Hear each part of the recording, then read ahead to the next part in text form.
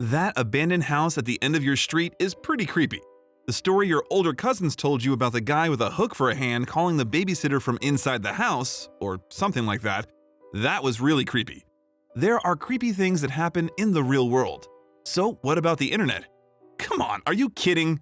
Amongst the sea of mid-2000s of cat video montages, the panoply Zoomers lip-syncing to 5 seconds of a pop song that proves the world is doomed, and that damn Scottish bloke singing a sea shanty, there exists some of the creepiest, most mysterious, and downright gross content. You don't even have to plumb the depths of the deep web to find it. It's right at the surface. The blurred line between the internet and real life blur at this point. Here's a list of 8 of the creepiest things found online.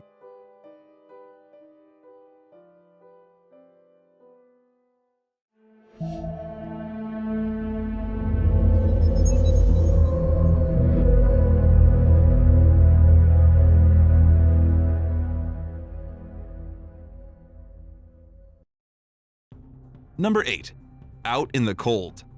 Russian YouTuber Stas Reflay focused largely on gaming-based content. Finding it tough to compete in the genre, Stas also made some sketchy live streams. Stas had done a fair few of these edgy streams, generating income by pepper spraying his girlfriend or forcing a friend of his to drink oil for donations. On December 2nd, 2020, things went too far on one of these streams. One viewer pledged $1,000 for Stas to beat his girlfriend, Valentina, and lock her outside in the freezing cold. This was in Moscow, in the winter. Stas did what he'd been paid to do as he locked Valentina out in the sub-zero temperatures, soaking wet from some water he poured all over her. She proceeded to bang on the door frantically for 2 hours. The viewers kept donating. When Stas eventually pulled her back into his apartment, she was unconscious and turned a bluish gray. Stas took Valentina and propped her up on his couch. When he failed to revive her, he continued to stream and take money. She had been pregnant. The paramedics came after Stas eventually called for an ambulance. They asked the YouTuber to refrain from filming them. He refused, allowing the 1,500 or so viewers to continue to watch and donate. He was jailed for 6 years. Number 7. R/controllable webcams. Most creepy or shocking threads on sites like Reddit will leave you wondering, is this real? Indeed, many threads are essentially just creepypastas or ARGs, alternate reality games, masquerading as true stories in order to maximize engagement. Not so on the Reddit board r/controllable webcams, a community of people dedicated to watching feeds from hacked cameras. The links posted allow users to access random webcam feeds. Sometimes it's a car park, sometimes it's a workplace, sometimes it's a bedroom. Yes, we have entered a real-life deep web creepypasta here, folks. Mods have tried their best to ensure that nothing too unoutward occurs on this board, but there's only so much control they can have, short of scrapping it outright, of course. This egregious, gross intrusion into people's right to privacy is more common than you'd think. Go check your Nest or Ring setup now.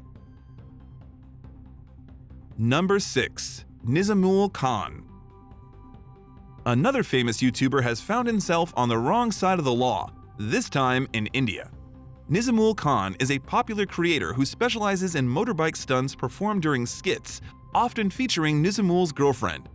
The pair were said to be head over heels in love, with Nizamul planning on proposing to her. The problem, the girl's brother, Kamal Sharma, vehemently opposed his sister's involvement with Khan. Sharma forbade his sister from seeing Khan, going so far as to confiscate her phone. On the 28th of October 2020, Khan and 2 accomplices followed Sharma on his way home from work. The 3 attackers rode alongside Kamal whilst he had stopped his bike at an intersection. He was shot in the back and died. Nizamul Khan and his 2 co-conspirators are awaiting trial. Number 5. 112 Dirtbag. Mari Murray vanished after leaving her crashed car in a snowbank, seemingly to avoid police after a passerby called them. In 2012, 8 years after Mara vanished, a lead seemingly popped up out of nowhere. A video posted to YouTube by a user named 112 Dirtbag showed a middle-aged man staring directly at the camera and laughing, before ending the video with a wink and a message which read, "Happy anniversary." Now, the username and the message suggested he knew something about Mara's fate, if not directly responsible. The name is a reference to a quote from Mara's father, speculating as to what could have happened to her. He said that perhaps some dirtbag on Route 112 could have abducted her. Furthermore, the video was posted exactly 8 years to the day that Mara went missing, making the final message incredibly troubling. It turned out that this guy was just a troll. Alden Olson, a Massachusetts resident, was cleared of any involvement. He has since started a blog about Mara's case, seemingly trying to help solve it. So we can assume Olson was trying to bring more attention to the case by posing as the killer? Although he has been definitely cleared of suspicion regarding Mara Mori's case, one cannot help wondering why he and many like him in other tragic cases do this sort of stunt, inevitably compounding and exasperating the misery of the victim's loved ones. Just stop! Number 4. Weird stores.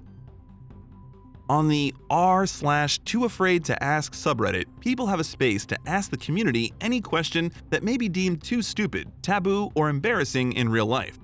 In July of 2019, one user took a different tack. He wrote, "12 mysterious and identical stores open on my street.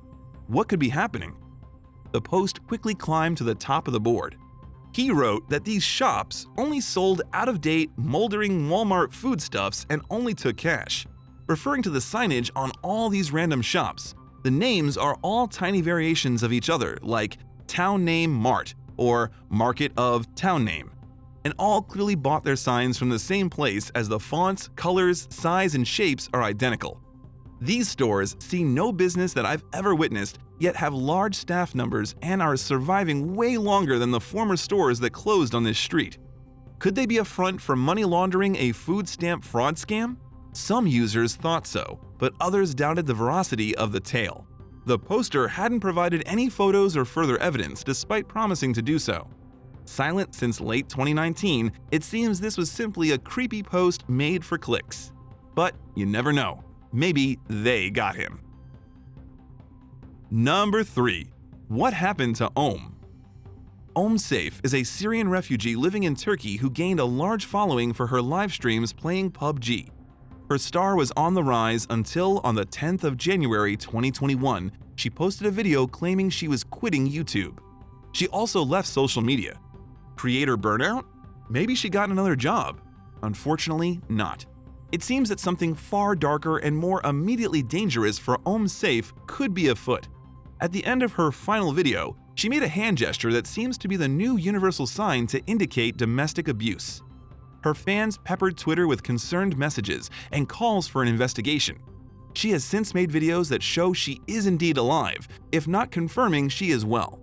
Although there is no resolution to this story yet, we can only hope that the Turkish authorities can provide her with the help she needs, whatever that may be.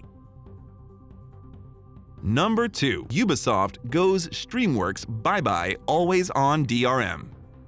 Back to the weird and wonderful world of Reddit, a user made thousands of incoherent, garbled posts, all a variation of a single phrase. Ubisoft goes Steamworks bye-bye always on DRM. Each post is unique, including bold, italic, and differently formatted lettering, suggesting that each of his posts were typed out by the same user. Embedded in many of the posts were a series of strange, sometimes creepy image files, including one photo showing a handwritten variation of his garbled message messily scrawled on a piece of paper.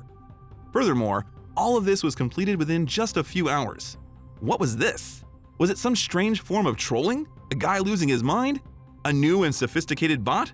Nothing made sense. This was a real mystery. Well, after some grade A online sleuthing from within the Reddit community, we finally have an answer to what went on here. It seems that the user was bedridden and suffering with chronic pain and the after effects of delusional paranoia. During attempts to improve his situation by pharmacological intervention, opiates, and antipsychotics, the user made the repetitive posts while in a secure facility, either due to being in an altered state or to overcome his immense pain. Not so mysterious, but still very harrowing nonetheless. Number 1.